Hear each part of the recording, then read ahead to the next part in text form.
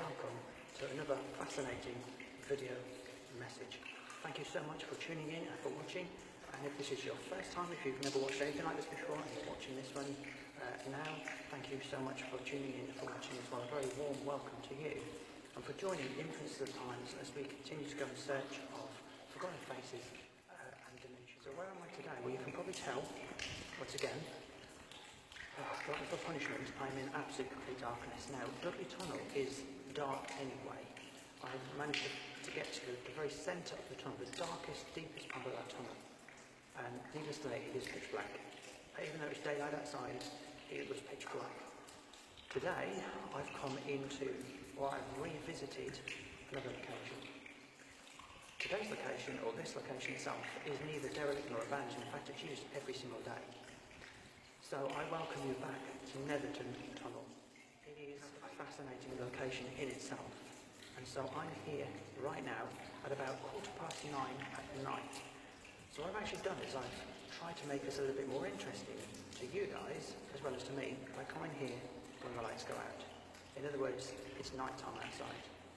Now it's dark enough in here during the daytime, but you know, to think that it's now dark outside, I can't actually see anything.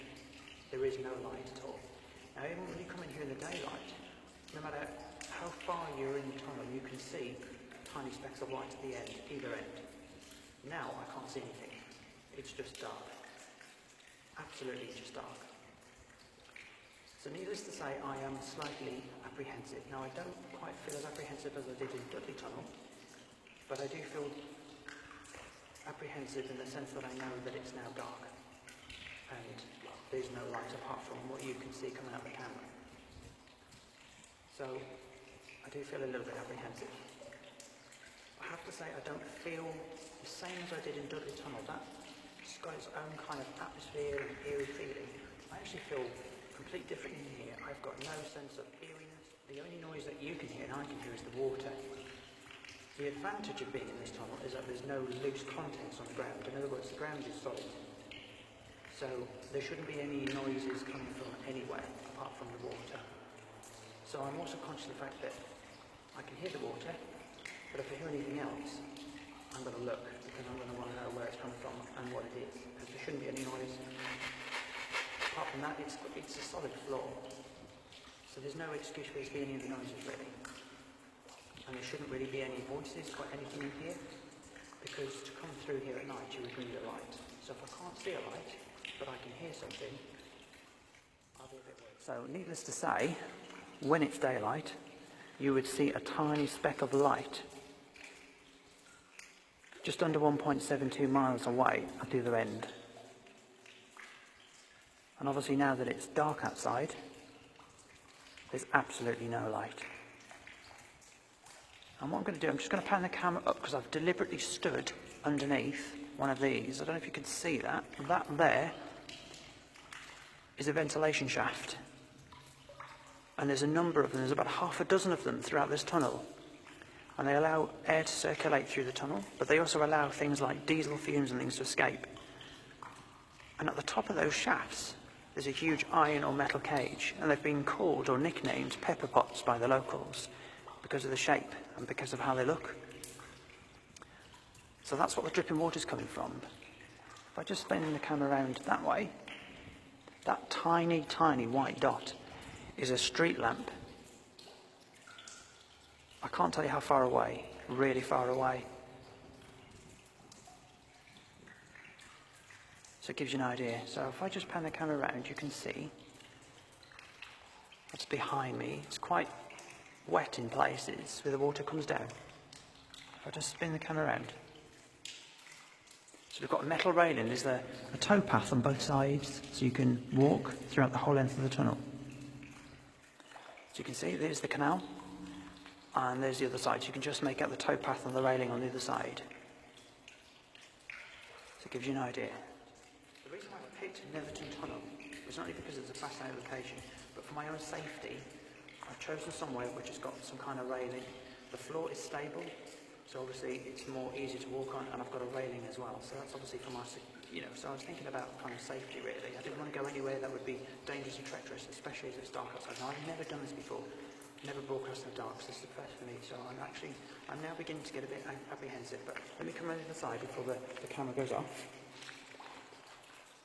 And what I'm going to do is I'm actually going to turn the flash off so it gives you an idea of what it's like. Now, I'm not even going to put my hand in front of the camera screen because there's no point, because it's that dark. But now you've got an idea of what it's like in here. And it's like this, day or night, regardless. That's how dark it is. Now, there's a difference between darkness, like me and you know, and pitch black. This is darker than dark. This is the darkest you can get. Not only because it's dark in here anyway, but because it's nighttime outside. So there is absolutely no daylight. There's no daylight. In fact, as you come through in the daytime, there's you get the lights coming through the shafts. But obviously, because it's dark outside, there's nothing. So what you're seeing is utter, complete. I don't know how to describe it to you. Just absolute, complete, and utter darkness. Darker than dark. And you can probably hear my voice echoing in the tunnel. So if we hear anything else, I'm going to pick you up and we're going to run very quick. Because I ain't hanging around to find out what it is.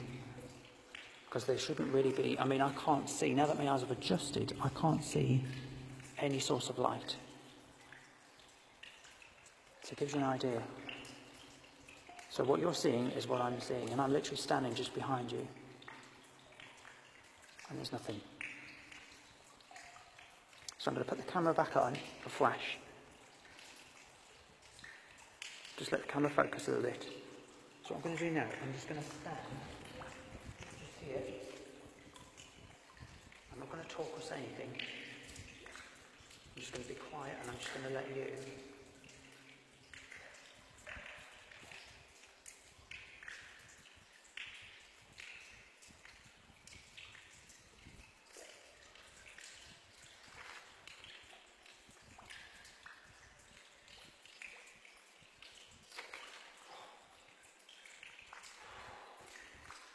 That was a drip of water.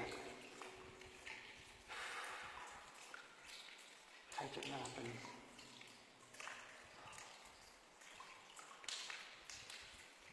And once again, my heart's pounding. I don't know why I agreed to do this. I have no idea. But anyway.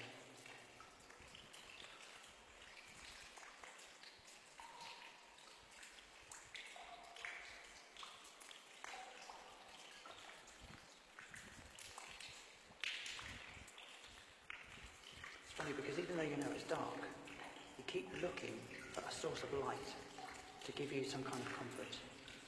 And when that's taken away from you, you don't panic, but you become edgy. I mean, if it wasn't for this light here, I wouldn't be standing here. There's no way. No way would you get me in here without any kind of light. Forget it. I wouldn't do it. Would I spend a night in here? No. With all this darkness around me? No, I wouldn't. Oh, I wish they wouldn't keep doing that. That was a fly just passing in front of the light, but because it's moving, and because it's blurry, and it magnifies it slightly, so it was just there. Oh. I'm okay, I'm alright. See what happens when you're in darkness, your senses become very acute and very heightened. So you become really sensitive and you kind of overreact to things that you wouldn't normally overreact to. Things like drops of water or noises or flies or something. Anything just puts you on edge. I'm also constantly looking around the back of the camera because I can see the light. It makes behind the camera even darker. Okay. So I'm just wary about what's behind the camera as well. I keep looking. I don't know why, but I keep looking. Compose myself. What I'd like to do is actually pick you up and take you further into the tunnel. So I can hear the side a little bit. That's okay, I can handle that. But I really don't want to hear or see anything. I just cannot believe I'm standing in this tunnel, 9:30, 9:45 at night. We're just in absolute darkness. I couldn't do this all the time, there's no way.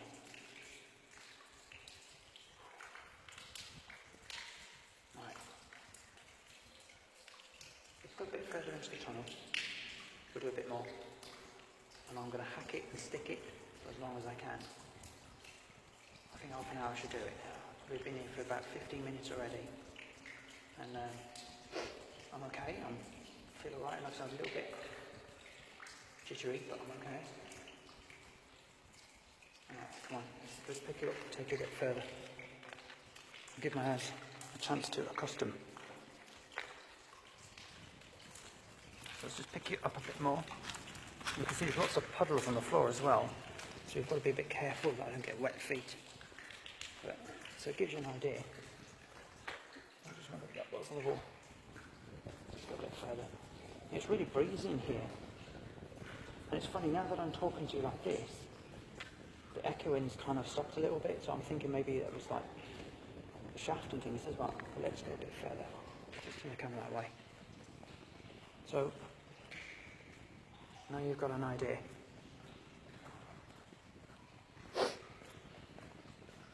Oh, it's not as cold in here as well. Dudley Tunnel, railway tunnel, was really cold. It was, even though it was really warm. In fact, it was warmer yesterday than it was today. And it was just icy cold in there, really cold. In here, it's not cold at all. In fact, I'm actually quite warm, considering it's night time. Oh, that's quite, I don't know what that was for. Can you see that? Okay, now I'm getting a bit eerie. So you can just make that tiny, tiny dot in the distance. If I pan that way, nothing. Absolutely nothing. You can see the camera's trying to focus between objects. Okay, let's go a bit further. You can probably see that's my breath. So it is quite chilly in here, but I don't feel as chilly in as things as Dudley Tunnel. Okay, I'm going to turn the light off just to give you an idea. We're going to spend a couple of minutes or just a few moments in darkness, and then I'll put the light back on, and then we'll do a bit more, and then I think that'll do me. So let's turn. Oh God. Right. Okay, light off. So I just heard something behind me, and I've deliberately just gone into complete darkness, even though I've heard it. Oh my goodness me, it is so dark. Oh my goodness me. Okay, and now I feel very apprehensive. I feel really, really apprehensive now, because I'll tell you why. I'm actually standing, instead of standing behind the phone, and there's a little glow off the screen, I'm actually standing in front of the phone. And so I can now actually see nothing. I've got my hand in front of my eyes and I can't even see that. Okay, I feel really apprehensive now. Really, really apprehensive. It's funny how you find the tiniest bit of light, like I said, makes you feel comfortable. You find a comfort in that. And I'm standing in front of my mobile phone. Not in front of the lens, but just in front of the camera. So I'm now exposed to the complete darkness and I feel really uncomfortable. I just feel really uncomfortable. However, it's making my eyes adjust. So I'm now able to see more, if that makes any sense. But I'm really not feeling comfortable right now. I'm just not happy. Because my eyes are now looking and tuning in and focusing on the slightest little blip of light. And there's no way that I could see a light at the other end of this tunnel because it's too far away. And I can see some light in the distance, and I think it's the reflection of the water. I think that's where the next shaft is. But if you think I'm taking you up there, you've got another thing coming. I'm not going up there. This is as far as we get. Okay, I'm gonna stop talking, and we're just gonna be in silence.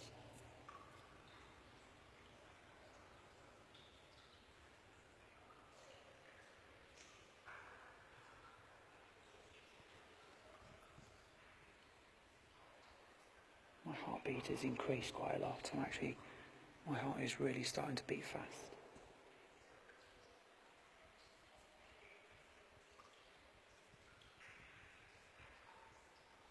It's really beating quick. I'm just constantly looking around, even though I can't see anything. I'm looking everywhere. I'm like a rabbit with headlights. Oh, good. My throat's really dry, and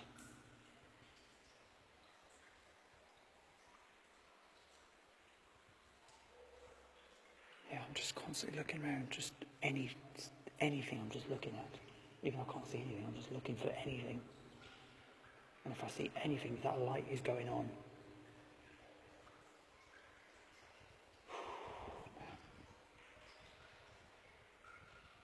There's just no way I could spend a night in here. I don't think I could even spend a night in here with somebody. I couldn't do it. It's just too dark.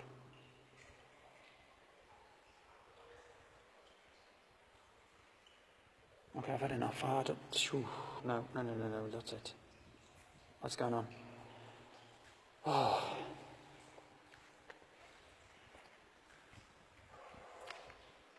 My heartbeat is racing. Absolutely racing. You know, I've never been exposed to that kind of darkness before now. Like I said, Dudley Tunnel was dark, but you could see the daylight at the end. But doing it at night time was just a completely different ball game, and I've picked the longest, darkest tunnel I could, that there is in this area. I mean,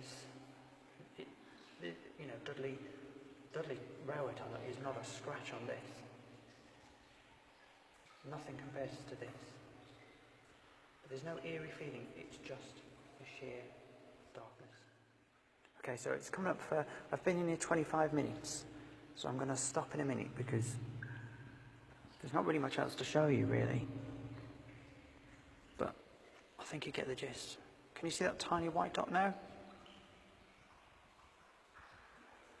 What the heck was that?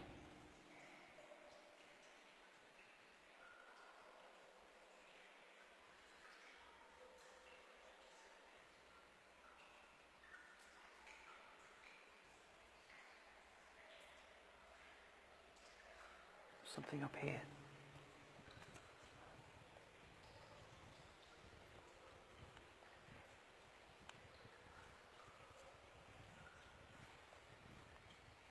I can't believe I'm actually walking further into the tunnel. I must be absolutely bonkers doing this. I'm actually tempted to just keep walking, to be honest, but I'm not going to because, I don't know. I feel drawn in a way. I kind of feel drawn to keep going, but I really don't want to go too far. And because it's so dark, it's very disorientating because that noise could be a very long way off. And I just don't know if I want to do that. But it's an incredible place. Oh, sorry, that was me. As you can see.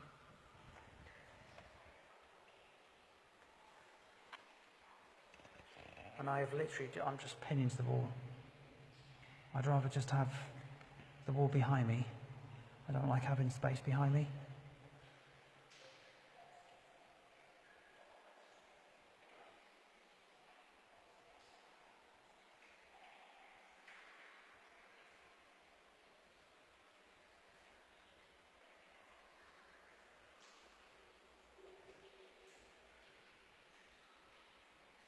I'd rather just stay here. I really want to go and see that water, but I'm not going up there. I've walked through here in the daylight and that was enough. I'm not going any further.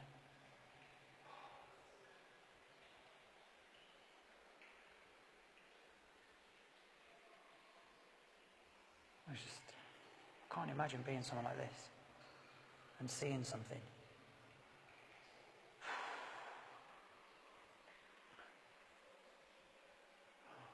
Okay, I'm going to turn the camera around a bit more. That's it.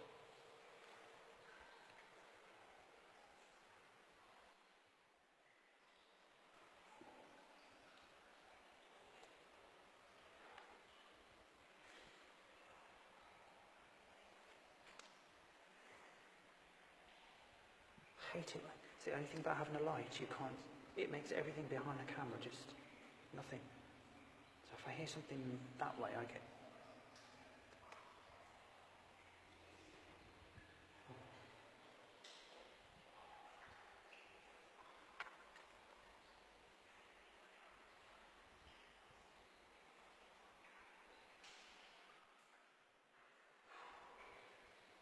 Oh my God, what was that?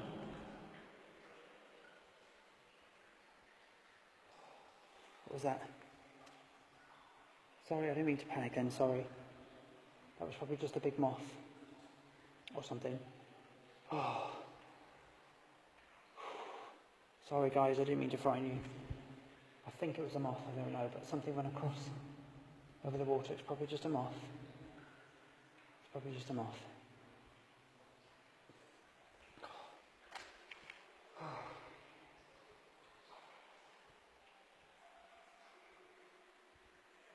It's probably just a moth.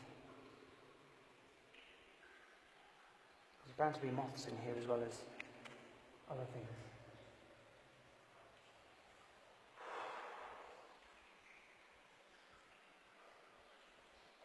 There's no back to music. It wasn't that big, but it was probably a moth. Okay. Okay, I'm okay. Yeah, we're not going any further than this, no way. Oh.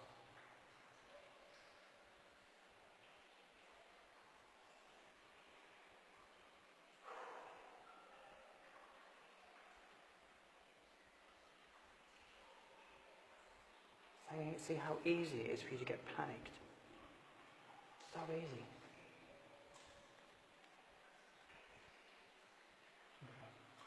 Let me just give my eyes a rest from the light, because obviously that's shining right on my face. Start really panicking.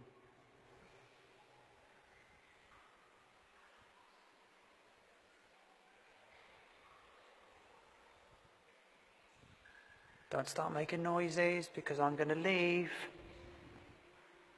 Don't start making noises.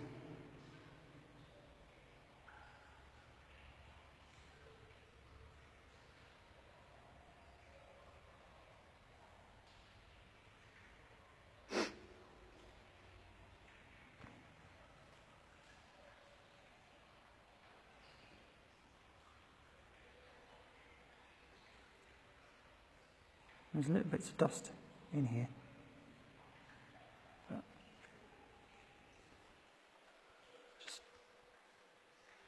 just don't make any noises. I'm already spooked.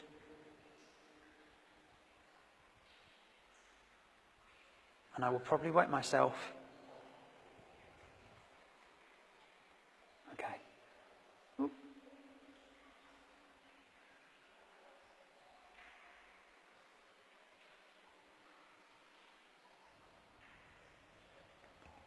Let's put you back on the floor.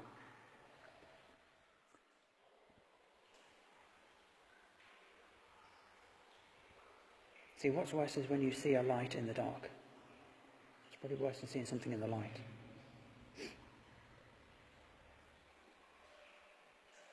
I can't believe I've come so far. Oh.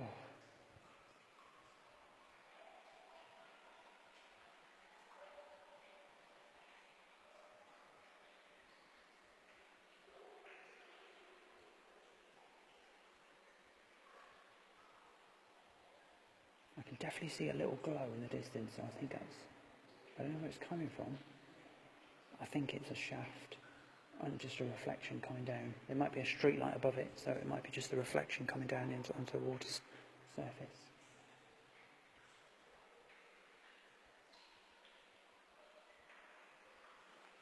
Okay. So I think you get me drift. Like I said, I'm not going to spend too much longer now. We're nearly nearly 40 minutes. So there you go, Netherton Tunnel. Another fascinating location that I've never seen. I've never done anything like this. I've never spent time in a location, regardless of whether it's a tunnel or anywhere else, at night. And I couldn't make this a habit. No way. There's just no chance. There's just absolutely no chance. It's just... but at least you get an idea of... well, I mean, this is not only an experience in a way for you guys, but it's an experience for me. Like I said, I've never done anything like this, so this is just an experience for me. And even though you get kind of spooked or whatever the case may be, it's still fascinating. It really is. And it's not the same, you know, like watching it and actually being here, two different things.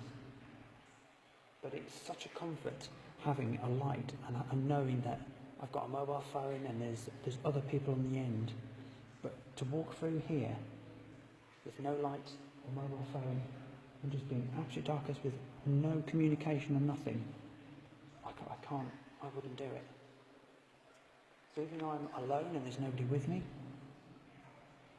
there's a sense of comfort coming from my mobile phone, knowing it's there.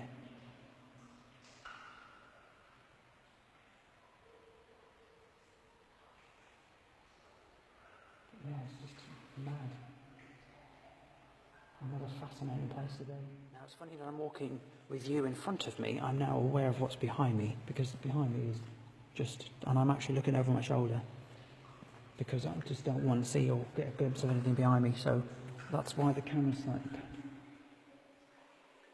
slightly panned, because you're just looking behind you. Okay, let's go. I've had enough. Oh man, it'll take a couple of minutes just to reach the end, but we'll finish by then anyway.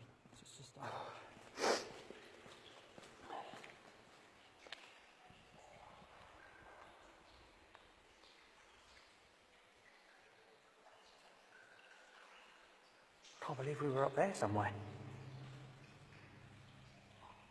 Oh, what's that? That might be a bat. I don't know. Okay. Here's our little thingy-majiggy. Right. Okay.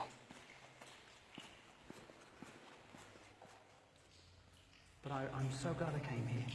Thank you so much once again for all your support, your comments. Keep watching. I'm not saying that I'm going to do many more videos like this in the dark, because I think there's only so much I can take. But where I can, I will. And like I said, stay tuned, keep watching. There will be lots more places coming up. I've been doing some more research today, so I found another couple of potential locations that we can broadcast from, hopefully live. So stay tuned. Thank you for watching. This has been fascinating for me. I hope it's been for you. Please join me next time as I continue to go and search for fascinating places.